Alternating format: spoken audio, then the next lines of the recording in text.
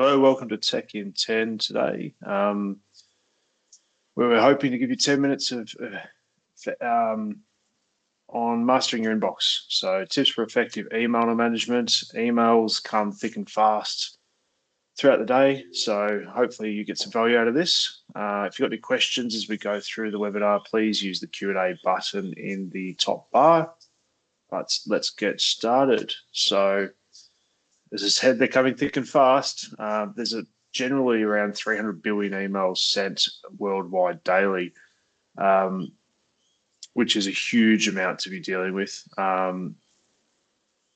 It's predicted to continue to increase, as you can see from the statistics here. It just continues to grow and grow and grow. It can be an effective method. It can be cheap also to use, but it's one of the reasons why it's critical to manage your inbox efficiently, to manage your productivity, not get too stressed with the amount of stuff that's coming in, and try to just manage that process. So what we're going to talk about here is 8 tips to help you master your inbox, keep it organized, and focus on the key things here, which is time management, decluttering, and the organizational tools. So starting off with time management. So and this might not be applicable for all, so please take what you feel is comfortable to work through out of all these tips. Don't think you have to implement them all at once, but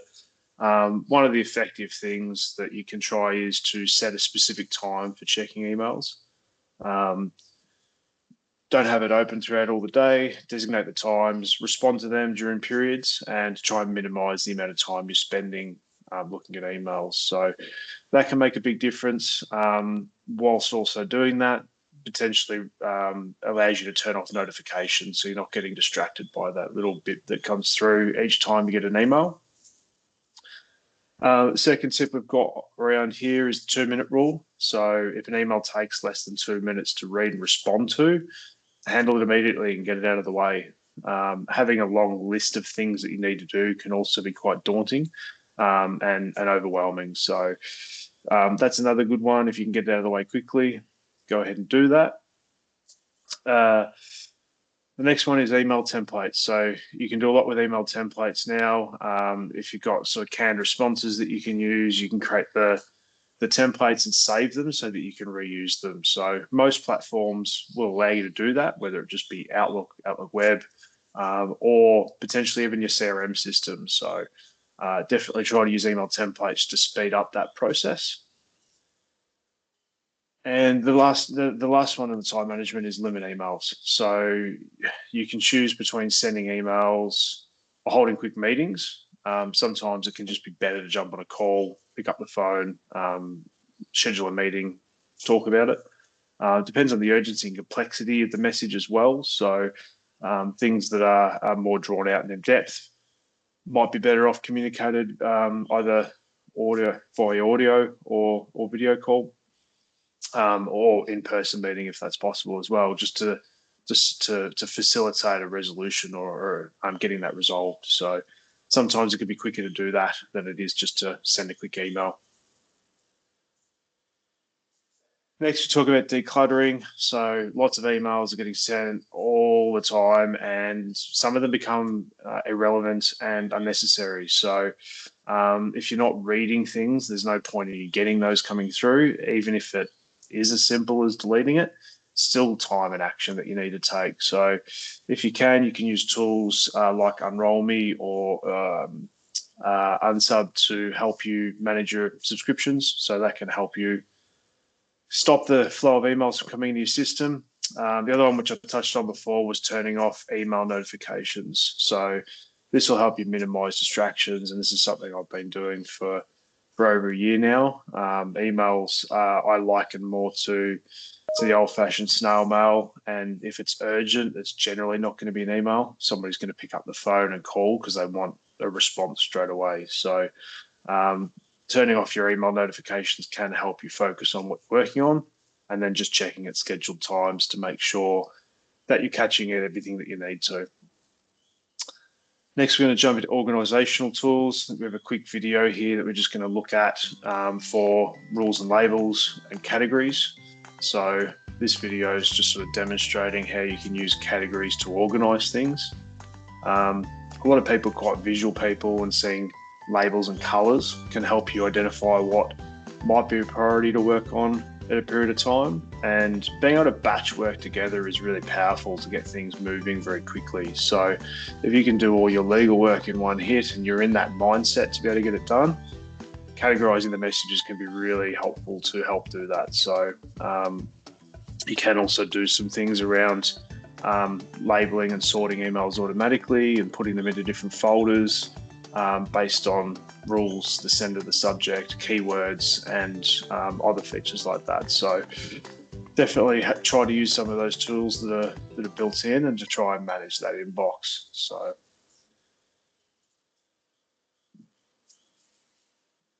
next one, or last one, tip number 8, is creating a folder system to organize your inbox. So set up folders for different projects, clients, categories, and move things around based on how you want to work. I think running a clear inbox gives you a good idea of where things are at and what needs to happen. So in Outlook, you can click in the folder pane on the left-hand side and create a new folder, and then you can just move things across into those folders. If you manage your email effectively, it can actually help you transform how you work, increase your productivity.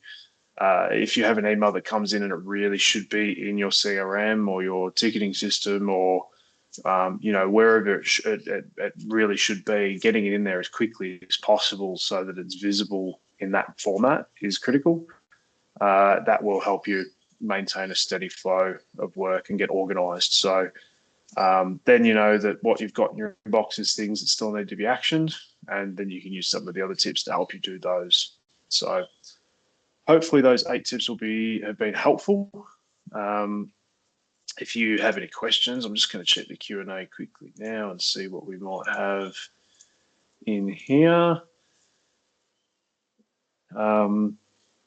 All right. One of the questions you have is what tools can help with unsubscribing from unwanted emails? So Unroll.me or Clean Email can help you with those sorts of things. They're just a couple of examples, but you could potentially jump onto a search and look for other alternatives and pick one that suits you.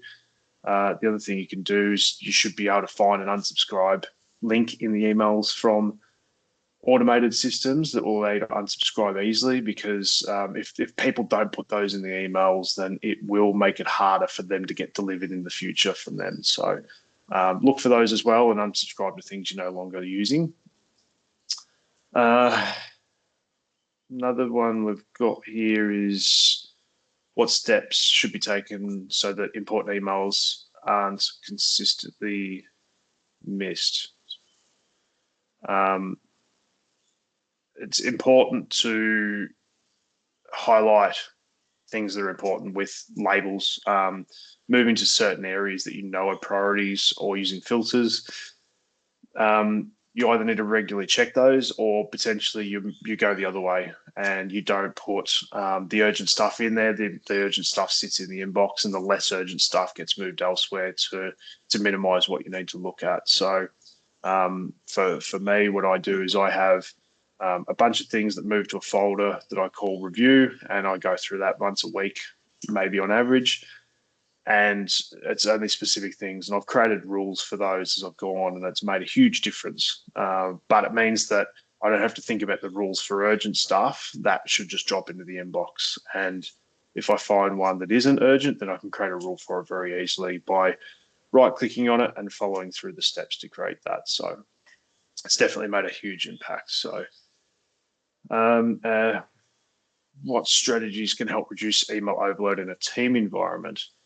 Look, email can be good for communication, but it's probably a good medium for one-to-many in a lot of cases, or generally for external. So if you want to be really collaborative, tools like Slack or Microsoft Teams are better for quick and responsive communication. what you want to do is build some guidelines on how and when to use email versus those other mediums to ensure that they're used for the correct purposes. So definitely have a look at those to make sure that you're communicating in the effective way. So, and I think that is all that we have questions wise today. Thank you very much for joining us. Hopefully you got some value out of that quick 10-minute tips around email management. Please jump on the website and provide any feedback. Otherwise, we'll see you next time.